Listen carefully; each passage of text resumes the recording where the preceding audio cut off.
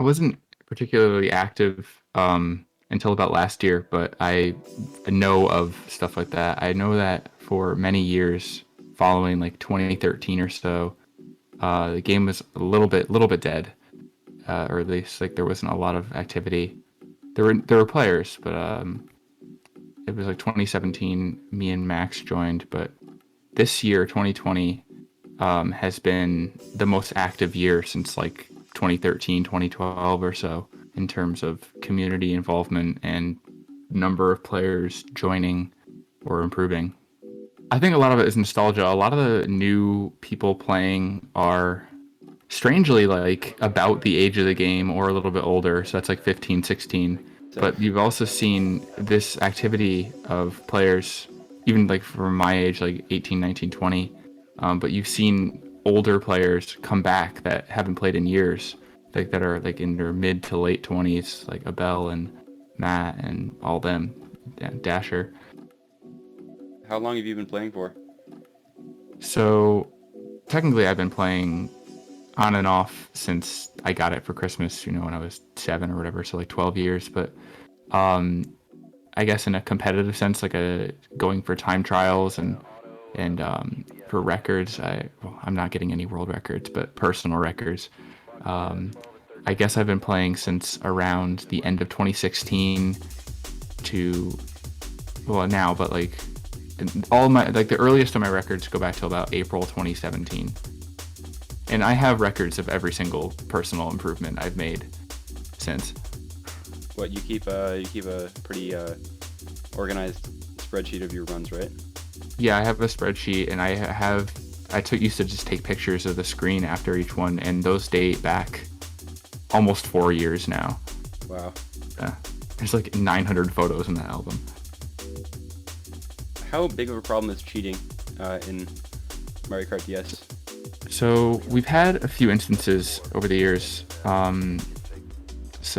What's really hard is because a lot of our recording the game afterwards is already a struggle, but recording the game live is basically impossible, because you have to like prop a camera up and then you have to like make sure your hands are in the frame, and nobody actually does that unless we're like a little bit suspicious. We'll be like, hey, can you send like a hand video or something, or when you get good enough, we want you to prove your times the video. But we have had a few instances of people who will make a task or a tool-assisted run on their computer, and then they'll try to pass it off as though it's something that they did in real life. We had Lukuki, the most Yes. notable recent case, Yeah. a Brazilian player. Actually, fun fact, I think 2 of the 3 people we've ever outed as cheaters were from Brazil, and the other guy was from Japan. And the guy in Japan didn't know that he was cheating. He was just playing on the wrong thing, and he didn't know he had an advantage. Oh. But it's unfortunate because a lot of these players have actually like were good, but then they decided like, oh, I'm gonna pass off a faked run. Nobody's gonna really find out. Um, it's hard to tell because there are certain ways that you can tell if it's tasked, because like the way that a task will move is a little bit different from how a human would drift. It's pretty jagged, Like, right? yeah, it's a little bit more janky. Like it's much quicker than you'd expect, and like they can take lines that you just wouldn't expect from some like a real person. And I think Kuki was outed within a week, and actually his time that he got with his computer was beaten by human, like in real time. So it wasn't even a good Wasn't even worth it. cheat. He Wasn't just even got worth it. he got permabanned for nothing. Damn. And yeah, later went on to cheat in Super Mario. We don't know if he cheated in there, and it's like 50-50 in our community, but Oh. Yeah. we're not really sure, and we don't, and that's like a whole different thing. I was actually the one who realized the name, and I was like, wait a second, this guy cheated in Mario Kart like 3 years ago. Like, hold on, why are we believing this guy's times? And I've talked to him, and I've actually like I've been on like a video call with him, and I've seen like his proof, and I'm like, I feel like he probably isn't, but I wouldn't be surprised if he somehow found a way to cheat. Yeah. What does the data in your Mario Kart paper show? So that was an analysis of the leaderboards online. I just broke it down by like looking like what players were statistically notable, or like how far ahead is the top of the game versus the bottom of the game, like how far behind are they, sort of this distribution of players. Where are they gathered, where are they, I guess, like, yeah, just like how good are good players, how bad are bad players, all that. Oh, okay. How'd you get into Mario Kart DS? So I remember I got it for Christmas when I was, I think, 7, so that would be back in 2008, or was it 6? I don't remember. It was Christmas of 2007 or 2008, and it was until about like 2011, 2012. It was one of only like 2 games I had on the DS, so it was that or Pokemon, and I beat Pokemon. So I just really got into Mario Kart DS. It was like what I played all the time in my free time. And then what got me back into it again, I gave it a rest for a bit, but then in like late middle school, early high school, it had a revival in my school, like we used to play on the bus. And that sort of, I remember I wasn't winning a lot, so I practiced really like a lot, like an excessive amount, back in like 2015, 2016, and I just tried my best to improve as much as I could in the game. And then I found out about the players page, joined that, and it was motivating to sort of see my name, go up ever so slowly on the boards. And then this past year with interacting with the community. What is a mono MT? That's a good question. I think it's like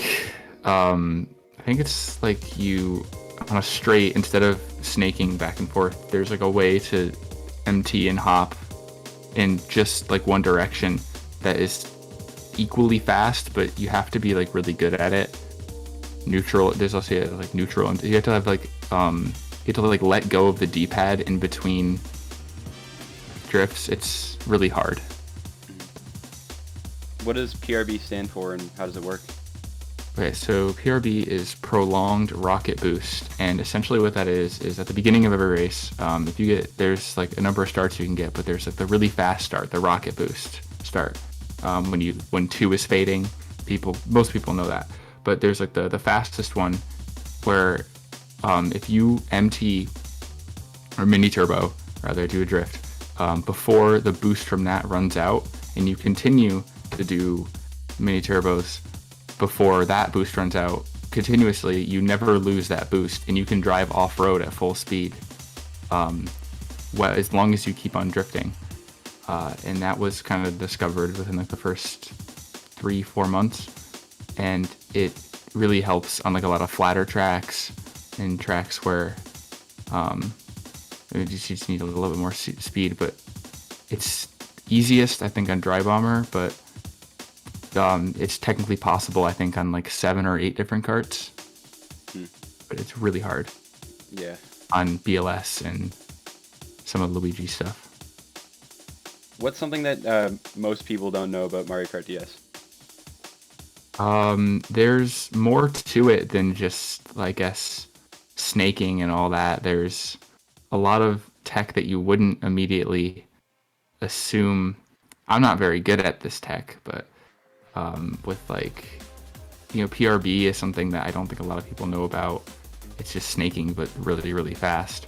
And like mono MTs, all that crazy stuff. So something that people don't really know about it.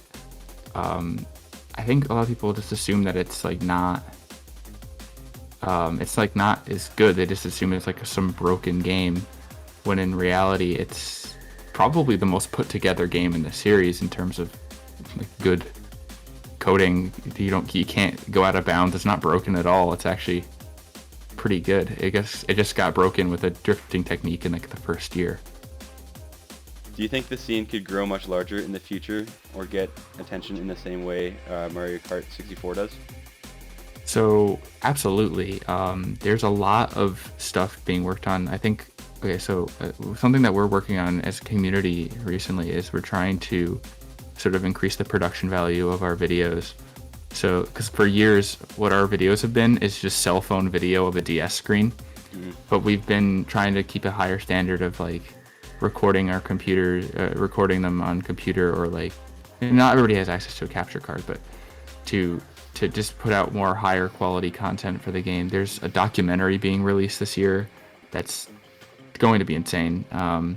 And there we have tutorial videos that we have are in production, and